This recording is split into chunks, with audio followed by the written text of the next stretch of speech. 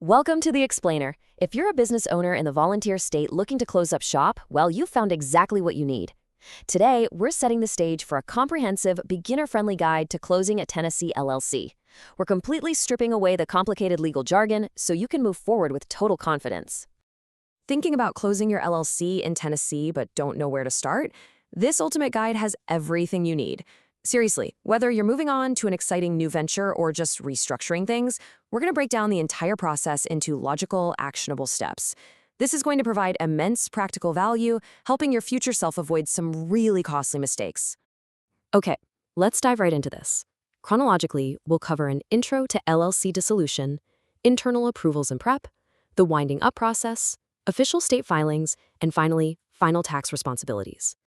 Starting with Section 1. Intro to LLC dissolution and understanding the stakes.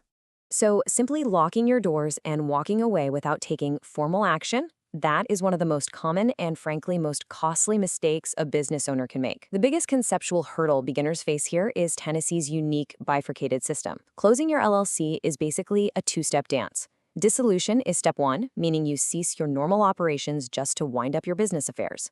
Termination is step 2, the absolute legal death that formally extinguishes your entity from the state's registry. You absolutely have to complete both.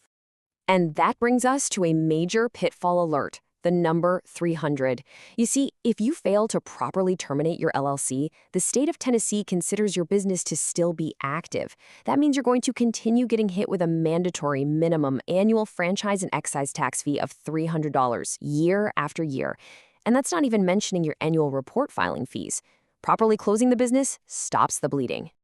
Moving on to Section 2, internal approvals and prep, making it official internally.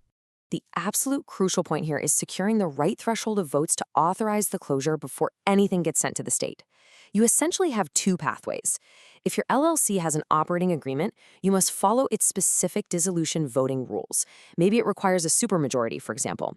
Now, if you don't have an operating agreement, Tennessee state law defaults to requiring a simple majority vote of all the members. Once you have that vote, you've got to get it in writing, no exceptions. Document the decision in your official meeting minutes, or alternatively, just have the members sign a written consent form. Having this paper trail is absolutely vital to prevent any future internal disputes or breach of contract claims down the line. All right, Section 3, the winding up process. Settling the score. Winding up sounds complicated, but it's really just a manageable, finite sequence. Step 1 is prioritizing your debts. You must pay your creditors and clear your outstanding taxes. Step 2 involves making any interim distributions to current or former members, as dictated by your operating agreement. And finally, Step 3 is taking whatever assets are left over and distributing them to the members. It's a very logical clearance process. Now, while you're clearing those debts, keep this in mind. Notifying your creditors in Tennessee is technically optional, but it is highly, highly advisable. Publishing a formal notice of dissolution creates a protective safe harbor for the owners. It effectively limits any unknown or surprise liability claims to a strict 2-year window. After that, you're protected. Let's move to Section 4, official state filings, the legal paperwork. This process follows a pretty strict timeline. On day 1, you hold your internal vote.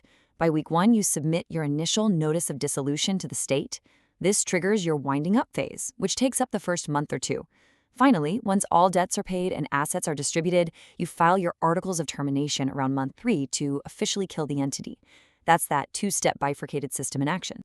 The really great news here is that the filing fee for that first step, the notice of dissolution, which is Form SS4246, is literally just $20, and the state makes it incredibly easy. You can submit it online via the TNTAP portal for processing in just a day or 2, or you can send it in by mail, or even drop it off in person in Nashville for same-day processing.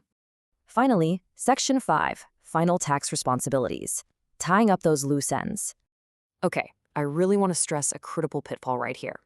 Before you can file your final $20 articles of termination, that's Form SS4245, the Secretary of State will require you to have a tax clearance certificate from the Tennessee Department of Revenue.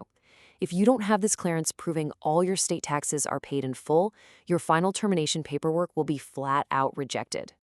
To ensure you actually get that clearance and fully sever your ties, let's just run through a quick post-dissolution checklist.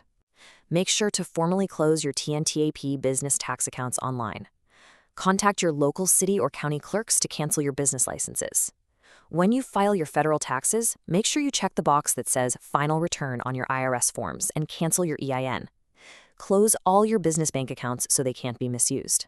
And finally, hold on to your tax documents, contracts, and legal records for 3 to 7 years, just in case. Once you check all these off, you are completely free from future obligations. We've covered a ton of ground today, and you are now fully equipped with the complete roadmap to dissolving your Tennessee LLC seamlessly. As we wrap up, please note, this explainer is for informational purposes only and does not constitute legal or financial advice. Please consult with a legal or financial expert to address your specific needs. Closing this business cleanly is a massive accomplishment, but the real question is, what exciting venture are you going to build next? Thanks for learning with the explainer.